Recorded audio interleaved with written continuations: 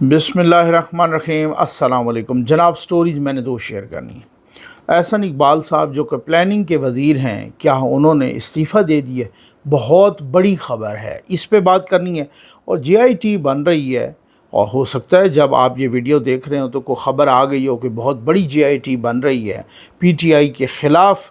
उस पे तहकीकात करने के लिए क्या ये JIT जो बन रही है, कहा जा रहा है कि PTI के लिए बहुत ख़तरनाक भी साबित हो सकती है, और इसकी बुनियाद पर PTI पर पाबंदी का रास्ता भी हमवार हो सकता है। तो क्या सूरत हाल है, इस पे खुल के बात करेंगे। बस जल्दी से आप चैनल सब्सक्राइब कीजिए, जहाँ पे घंटी का निशान बना हुआ है उसे प्रेस कीजिए, ताकि हर नई आने वाली वीडियो आप तक पहुँचती रहे, आपको पूछना न पड़े। हमारे वाटर प्रोजेक्ट चल रहे हैं भाई, आप बेहतरीन हर किस्म की ज़बरदस्त दिलचस्प ख़बरें सुने, जी आपका राइट है। आप कड़ाकेदार धमाकेदार स्टोरियाँ सुने। अपने मरहूमीन के इसाले सवाब के लिए एक वाटर प्रोजेक्ट ज़रूर लगवाएं, और आप लगवा रहे हैं, धड़ाधड़ लगवा रहे हैं। मैं शेयर भी कर रहा हूँ ग्रुप्स में, तो आ जाइए।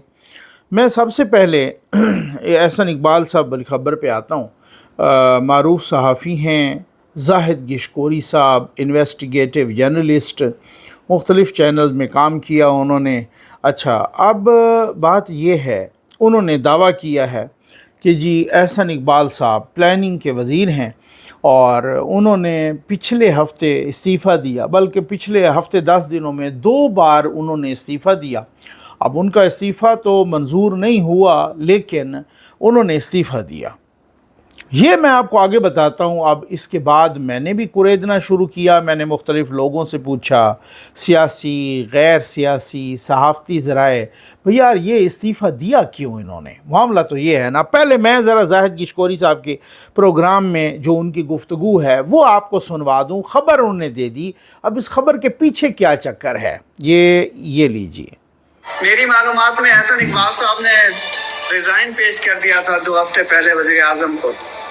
इसी तरह के मामलात पर जो प्लानिंग मिनिस्ट्री है, उन्होंने कहा मुझे काम नहीं करने दिया जा रहा। अच्छा, उन्होंने रिजाइन 2 दफा जो ऐसा कर रहे हैं, कर चुके हैं 2 दफा। वैसे तो वतन अजीज उसका बहुत तो आप देखिए। जी बात मुकम्मल जी, करें। ये खबर मैं आपको दे रहा हूँ। ये मैं आपको ख़बर दे रहा हूँ कि एहसन इकबाल साहब 2 मरतबा रिज़ाइन कर चुके हैं पिछले 2 हफ़्तों में। ये छोटी ख़बर नहीं है, ये बहुत बड़ी ख़बर है। अच्छा, अब मैंने कहा यार ये क्या चक्कर है? चक्कर का पता चला भाई, वो कहते हैं जी मेरे पास तो अख्तियारात ही कोई नहीं है। यानी एहसन इकबाल साहब चाइना जिस वज़ीर की तारीफ़ करता है, कहता है कि जी ये बहुत ही मेहनती आदमी है, और वो आपको पता है कि चाहे वो पहली गवर्नमेंट हो नवाज शरीफ साहब की, चाइना उसके काम से बड़ा खुश, ठीक है ना। और बाकी भी तो वो बड़ा मेहनती। अच्छा, उसके अलावा उस पर केस बने नैब के झूठे, और वो भी ख़त्म हुए। और आज तो कैबिनेट मेंबर्स भी कह रहे हैं कि भाई आपने जो उस वक़्त के कैबिनेट मेंबर्स थे कि जो PTI के, कि जी हमने तो कहा था कि एहसन इकबाल जैसे बंदे पर आप केस ना बनाएं। उन्होंने वहाँ पे कम्प्लेक्स बनवाया, इन्होंने वहाँ, यानी उस पर एक टेढ़ी पैसा का कोई केस नहीं था, लेकिन चूँकि इमरान ख़ान की तस्कीन करानी थी, उनकी तबीयत की तस्कीन इसी में कि वो फिर अंदर जाएं, कोई मूँछों से पकड़ के तो कोई कहीं से पकड़ के, तो उन्होंने कहा कि नहीं। तो ये एहसन इकबाल साहब बड़े ऑनेस्ट आदमी हैं। दूसरी बात, ये बड़े संजीदा आदमी हैं, बहुत ही पढ़े लिखे आदमी हैं, प्रोफेसर हैं, और बहुत ज़बरदस्त काम करने वाले बंदे हैं। आपको पता है बहुत अच्छा काम करते हैं। काम उनके पास, वैसे अगर कोई बंदा होता कहता यार मैं बैठा रहूँ ना, मैं गाड़ी शाड़ी। अच्छा, मैंने कुछ लोगों से जब बात की तो कहते यार मैं ये क्यों, ये तो मैं यूँ समझ रहा हूँ जैसे मैं कोई गुनाह कर रहा हूँ कि मैं गाड़ी इंजॉय करूँ, मैं झंडा शंडा लगाऊँ, मैं AC वाले कमरों में बैठूँ, मैं बाकी अपनी मराद सारी ले लूँ, काम मैं ना करूँ, मुझे काम करने नहीं दिया जा रहा, मैं हाथ पे हाथ रख के बैठा हूँ जैसे मक्खियाँ मार रहा हूँ। मैंने कहा यार ये कौन नहीं करने दे रहा? तो उन्होंने आगे से जवाब दिया, भाई मुबैना तौर पे एक डिप्टी चेयरमैन साहब हैं, डॉक्टर जहाँज़ेब साहब, डॉक्टर जहाँज़ेब, मोहम्मद जहाँज़ेब खान साहब, ठीक हो गया ना, डिप्टी चेयरमैन प्लानिंग, वो उनको काम नहीं करने दे रहे। मैंने कहा उनकी कौन सी ज़रूरत है कि वो मिनिस्टर को काम नहीं करने दे रहे? तो फिर आगे से मुझे पता चला कि वो आपको नहीं पता, वो तो डायरेक्ट बड़े घर के साथ लिंक्ड है। अच्छा फिर मुझे पता चल गया, ठीक है ना। वो कैसे नहीं पता, पता बहुत सारा होता है आजकल मसला ये है, आजकल सिर्फ ये एहसन इकबाल की बात नहीं है। एहसन इकबाल तो वो ज़ाहिर है काम करने वाला बंदा है, उसने पॉइंट आउट कर दिया। ये आजकल थ्रू आउट जहाँ जहाँ भी गवर्नमेंट है, चाहे वो सिंध में गवर्नमेंट है, चाहे वो खैबर पख्तूनख्वा में गवर्नमेंट है, चाहे वो पंजाब की गवर्नमेंट है, चाहे बलूचिस्तान तो वैसे ही आपको मालूम है, और चाहे वो सेंट्रल गवर्नमेंट है, आजकल एक नया ट्रेंड है कि ब्यूरोक्रेसी डायरेक्ट लिंक हो गई है बड़े घर के साथ। मैं आपको एक बात बताऊं, बहुत सारी चीज़ें होती हैं जो हम एहतियात करते हैं और नहीं बताते, या मतलब छोड़ दें उसको। बहुत सारे बातें होती हैं। कुछ लोग मुझे कुछ पिछले अरसे से पता चला, भाई ब्यूरोक्रेट से रब्ता करते हैं, सियासतदानों से, उनको कहते हैं हम पैसे देते हैं हमारी ट्रांसफ़र पोस्टिंग करें। वो कहते हैं नहीं, ऐसा नहीं हो सकता, मेरिट पे ही ट्रांसफ़र पोस्टिंग होगी और ये वो सारा कुछ। उसके बाद वो बड़े घर से रब्ता कर लेते हैं, वो रेट बढ़ाते हैं, तो फिर उसके बाद उनका पोस्टिंग ट्रांसफ़र 2 मिनट में हो जाता है। तो ये जो ट्रेंड है, ये ट्रेंड तो काफ़ी, अब जो कहा जा रहा है, अब जो सारे पीटीआई वाले कहते हैं भाई अली अमीन गंडापुर एक डीसी का ट्रांसफ़र भी नहीं कर सकता, उनसे कहें कि पेशावर के डीसी का ट्रांसफ़र करके दिखाएं, वो बिल्कुल ठीक कह रहे हैं, बिल्कुल सही कह रहे हैं कि वो डीसी का ट्रांसफ़र नहीं कर सकता, ठीक है ना। और यही इधर चाहे फेडरल गवर्नमेंट हो, चाहे सिंध हो, पंजाब हो, बलूचिस्तान हो, कोई भी हो, खैबर पख्तूनख्वा हो, कोई न डीसी का ट्रांसफ़र कर सकता है, न कमिश्नर का कर सकता है, न किसी और ब्यूरोक्रेट का कर सकता है, न चीफ सेक्रेटरी का, न एडिशनल सेक्रेटरी का। वो वही कर सकते हैं जो कि वो बड़े घर के साथ लिंक्ड होते हैं, और वो फिर मंजूरी ली जाती है वहाँ से, और वो फिर आगे पीछे, और फिर आपको पता है उस लिंकेज में पता नहीं क्या क्या चीज़ें इन्वॉल्व हैं, कौन कौन सा। यहाँ पे मुसीबत ये है, आज मैं एक ख़बर पढ़ रहा था कि खैबर पख्तूनख्वा अब वो एक तरमीमी बिल ला रहे हैं। तरमीमी बिल असम्बली में आया है या अभी हो चुका होगा, मुझे नहीं पता। तरमीमी बिल ला रहे हैं, वे उन्होंने तंबाकू पे भी टैक्स लगाया था और उन्होंने निस्वार पे भी टैक्स लगाया था। ये खैबर पख्तूनख्वा में निस्वार पे भी टैक्स और तंबाकू पे भी टैक्स। निस्वार पर टैक्स रहने दिया जी, वो लगा रहा, और तंबाकू पे टैक्स 100% ख़त्म हो गई है। अब आपको समझ आ रही होगी कि माफिया किस तरह से काम करता है। तंबाकू का माफिया हमेशा, जब इमरान खान साहब की यहाँ सेंटर में गवर्नमेंट थी, उस वक़्त भी तंबाकू पे टैक्स लगा था, तो बहुत सारे सेनेटर और बहुत सारे एमएनएस जिनका ताल्लुक खैबर पख्तूनख्वा से था, वो आके चढ़ गए इधर प्राइम मिनिस्टर भी, ये टैक्स नहीं होगा, ये आप ये इस तरह से नहीं करेंगे। ये बहुत सारे टीवी प्रोग्राम शाहजेब खानज़ादा साहब भी इस तरह के कर चुके हैं, और वो टैक्स ख़त्म हो गया था। अब टैक्स 100% तंबाकू पे ख़त्म हो गया है, क्योंकि वो अली अमीन कौन है, वो क्या कर सकता है, उन्हें तो वो तो एंजॉय कर रहे हैं। वो इस तरीके, वो एहसन इकबाल थोड़ी है कि वो भाई मैं चुप करके बैठ के मैं एंजॉय नहीं करूँगा। अब बहुत सारी चीज़ें मुझे पंजाब में भी पता है कि वहाँ पर भी क्या हो रहा है, वहाँ पर भी कौन सी सूरत जो उनके बस में है। मसलन उन्होंने, मरियम नवाज़ साहबा ने पहली पंजाब की, यानी कि यूँ समझ लें पाकिस्तान की तारीख़ की एयर एम्बुलेंस चला दी। इसी तरीके से आटा रोटी सस्ता करना, जो उनके बस में है, ठीक हो गया ना। जो उनके बस से आगे है वो बहुत सारी चीज़ें हैं कि अब इस पे मैं क्या कह सकता हूँ। अब इसी हवाले से ये वो लोग थे जो आज जिनको इमरान खान नंगा कर रहा है और गंदा कर रहा है, ये लोग थे। अब मुसीबत ये है कि इनसे तो कोई पूछ गछ है कोई नहीं ना, ये तो दूध के धुले हुए हैं, उनसे कोई पूछता नहीं। ना माज़त के साथ जनरल फैज़ हमीद साहब से कोई पूछता है, ना कोई जनरल गफ़ूर साहब से पूछता है, आसिफ गफ़ूर साहब से, ना कोई जनरल बाजवा साहब से पूछता है। भाई ये है मुक़द्दस गायें, उनसे कोई नहीं पूछता भाई आपने ये जो तबाही फैलाई थी इमरान खान को ला के। ये मैं आज आपको ये आसिफ गफ़ूर साहब का एक क्लिप सुनवाने लगा हूँ, ये आप ज़रा देख लीजिए। ये क्लिप कौन सा क्लिप है और कब का है, जब इमरान खान की हुकूमत आई थी और इसी तरीके से प्रेस कॉन्फ्रेंस होती थी। जैसे कल प्रेस कॉन्फ्रेंस DG ISPR जनाब लेफ्टिनेंट जनरल अहमद शरीफ साहब ने की। अब ये उस वक़्त आसिफ गफ़ूर साहब थे और ये बड़े एक्टिव थे, ठीक हो गया ना। ये आप ये देखें, सुन लें ज़रा ये क्या फरमा रहे हैं। मैंने हर लेवल पे एंकर से, मालकान से, सबसे एंगेज किया है। 6 महीने सिर्फ آپ اس ملک you are the opinion makers domestically and internationally also. ہمارے ملک کی اتنی اچھی چیزیں ہیں، دکھائیں. ہمارے ملک کی بڑی اچھی چیزیں ہیں، دکھائیں. میں نے اینکرز کو بھی کہا ہے، میں نے مالکان کو بھی کہا ہے کہ آپ عمران خان پر 6 مہینے تک کسی قسم کی تنقید نہ کریں. پہلے کہا تھا عمران خان نے جی 3 مہینے مجھے چلنے دیں، پھر کہا 6 مہینے تک. جب 6 مہینے گزر گئے، کرنا تو تھا نہیں انہوں نے کچھ، اور نہ ہی وہ کو کر سکتے تھے، نہ ہی ان کی کوئی کیپیسٹی تھی، ٹھیک ہے نا. انہوں نے اسی طریقے سے جو ہے نا انہوں نے کہا جی مجھے سال چلنے دیں. پھر اس کے بعد جو بھی تنقید کرتا تو اس کو وہ اندر کر دیتے تھے.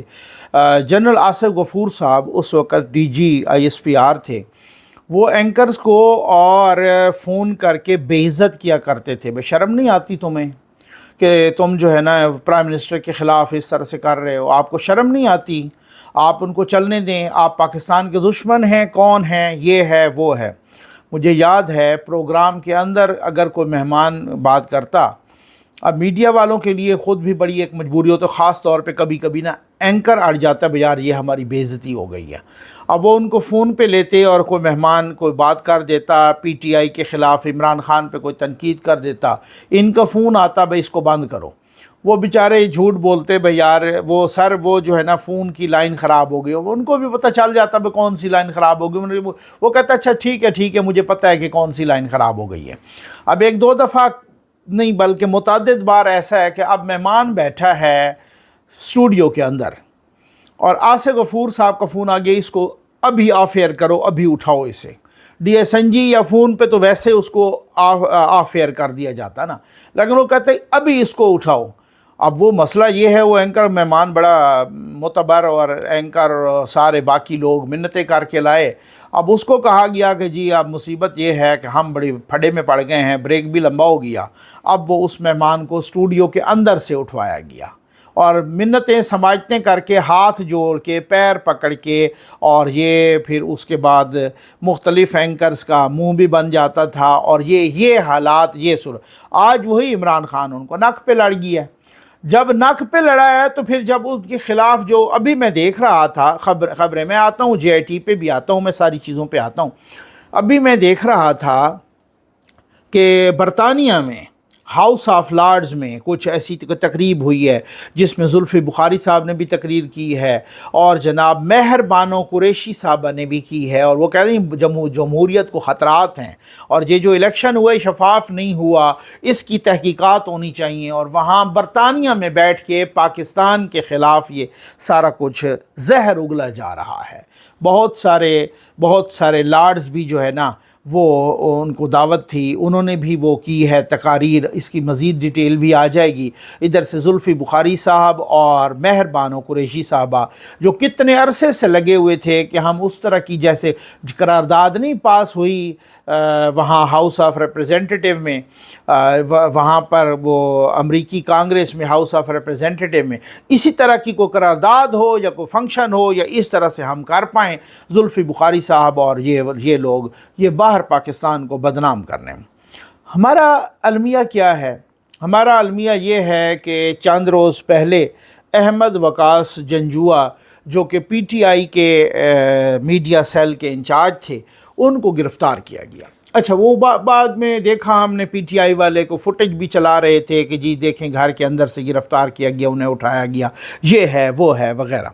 اب جو FIR آئی ہے وہ FIR اتنی مضحکہ خیز FIR ہے، آپ کی ہنسی چھوٹ جائے گی، پیٹ میں درد پڑ جائے گی.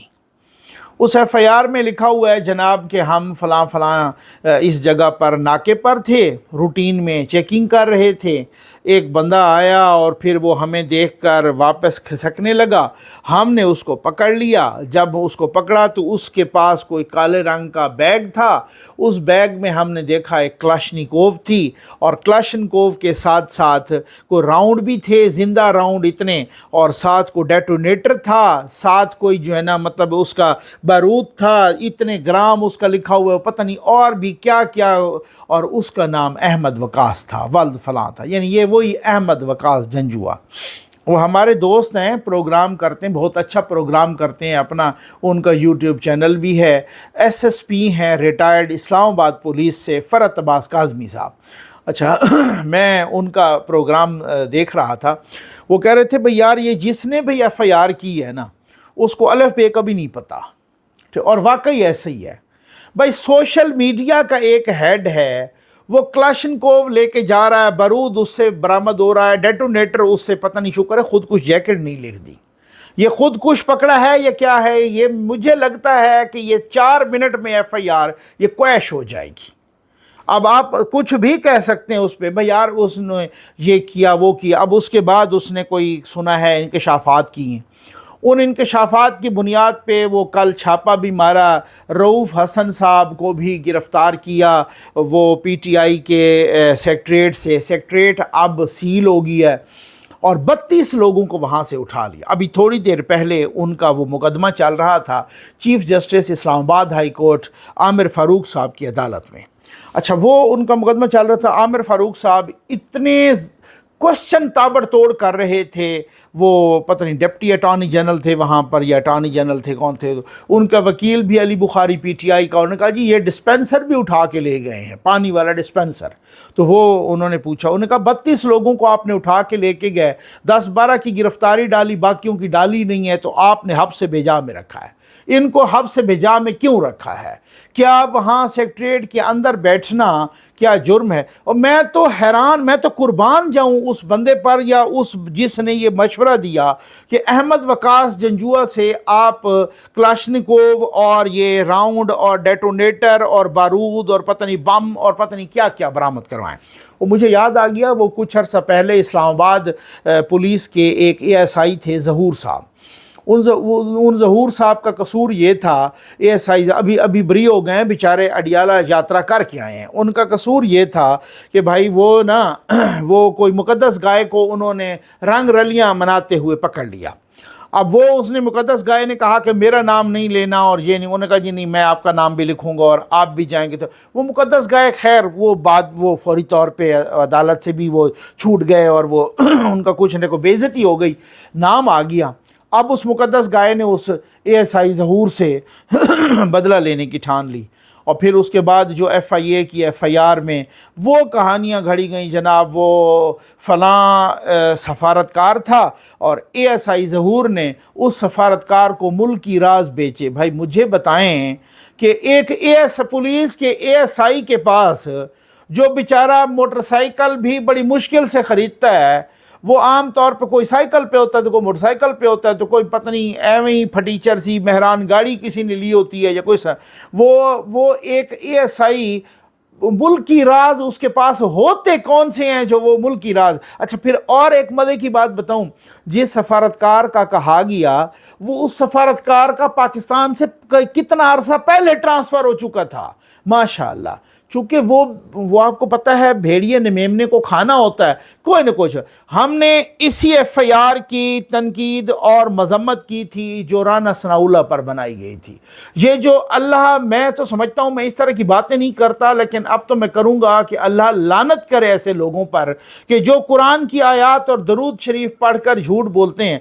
ये शहरयार अफरीदी जैसा बंदा, जो मुझे याद है असम्बली में राना सनाउल्लाह ने सर पे कुरान उठा लिया, ठीक हो गया, तो उसने कहा जी अगर मेरे पास से कोई चरस या हीरोइन बरामद हुई है तो अल्लाह मुझे गर्क करे, और अगर ये ऐसा नहीं हुआ तो फिर ये शहरयार अफरीदी से कहें कि ये यहाँ पर जो है ना कुरान उठाए। मुझे याद है शहरयार अफरीदी ने जब कुरान उठाने के लिए ऐसे ही बढ़े ना, तो सारी असम्बली बहुत सारे लोग इधर उधर, मौलाना हजरात भी और बाकी लोग भी वो पकड़ गए। नमाज के लिए बाहर निकले तो मैंने पूछा, मैं वहीं प्रेस गैलरी में मौजूद था, तो मैंने पूछा, मैंने कहा भाई मैं 2-4 लोगों से बहुत से मतलब वाकिफ़कार थे, तो मैंने कहा सर ये अभी थोड़ी देर पहले राना सनाउल्लाह ने सर पे कुरान उठाया तो आपने उसको तो नहीं पकड़ा। शहरयार अफरीदी उठाने लगा तो सारे भाग के उसको पकड़ रहे हैं। उन्होंने कहते हैं यार राना सनाउल्लाह ने सच्चा उठाया, इसने ये झूठ बोल के उठा रहा था।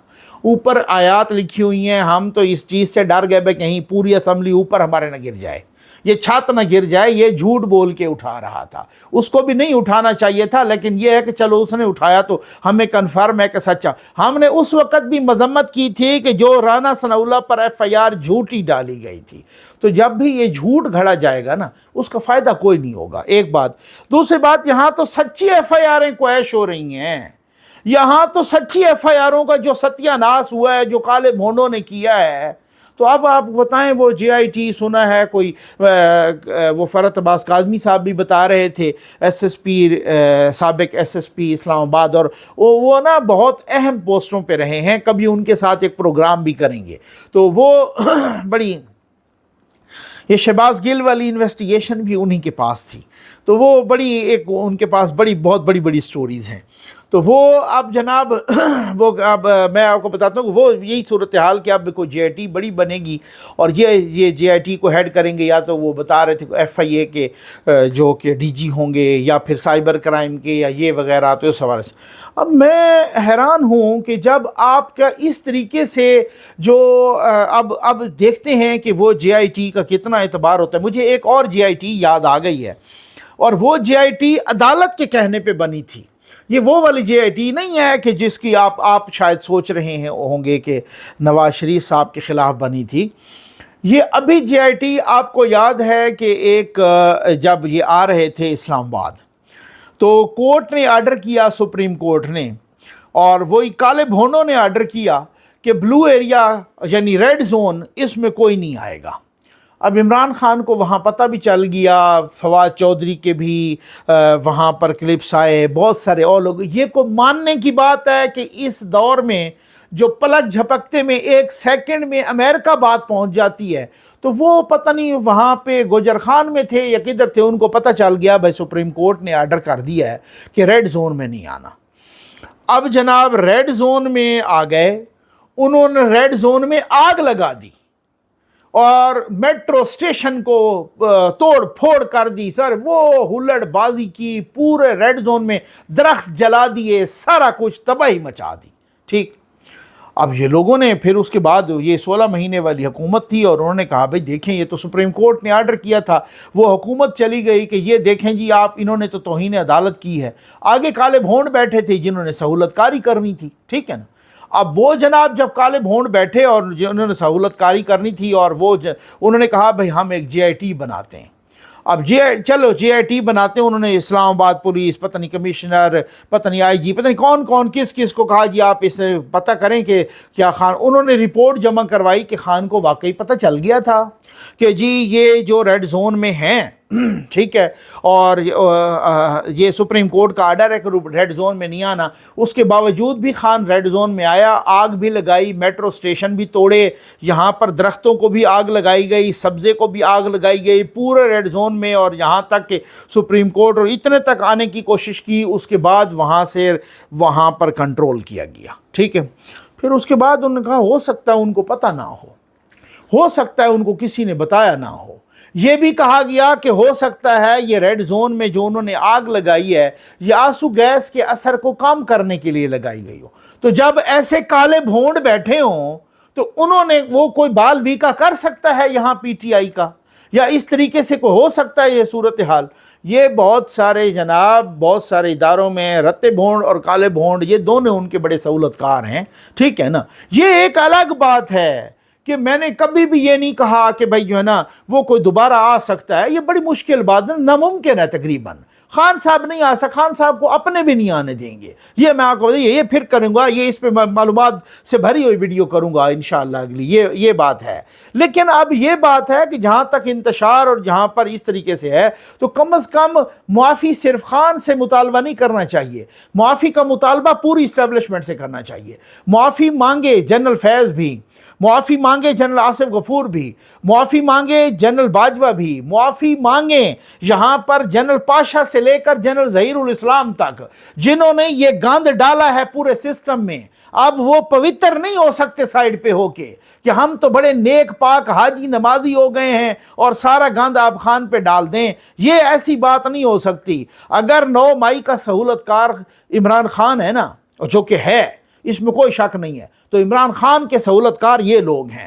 ان لوگوں کو بھی قوم کے سامنے معافی مانگنی چاہیے کہ ہم سے غلطی ہوئی ہے، ہم ہاتھ جوڑ کے معافی مانگتے ہیں، یہ نہیں ہونا چاہیے۔ اور جو سزا کوئی تجویز ہو تو پھر ایسے کالے بھونڈوں کے لیے بھی ہونی چاہیے۔ یہ ثاقب ناصور تھا، جو آج بھی کچھ کالے بھونڈ ہیں، جو چیف جسٹس بندیال، جس کا عمران خان صاحب خود کریں کہ ہم تو باہر جلسے کر رہے تھے اور ہمیں جسٹس کھوسا نے کہا کہ ادھر ادھر کیا رول رہے ہو، یہ پاناما والا کیس ادھر لے آؤ، میں آپ کو سزا دے کے دیتا ہوں نواز شریف کو۔ کیسے ایسے کالے بھونڈوں کا احتساب ہونا چاہیے، چاہے وہ ادھر کے ہوں یا ادھر کے ہوں، کوئی بھی کالا بھونڈ ہو یا رتا بھونڈ ہو، ان کا احتساب ہونا چاہیے۔ جان چھڑا کے ایسے نہیں پوتر ہو کے بالکل حاجی نمازی بیٹھ جائے کہ جناب یہ تو سارا کچھ اس طرح سے کوئی زمین سے ہی ایسے ہی نکلا ہے خان صاحب اور وہ بڑا لیڈر بن گیا ہے۔ 2011 سے لے کر 2018 تک جو اودھم مچایا گیا ہمیں کوئی پتہ نہیں ہے، سب کو پتہ ہے۔ امید ہے آپ کو ویڈیو پسند بھی آئی ہوگی۔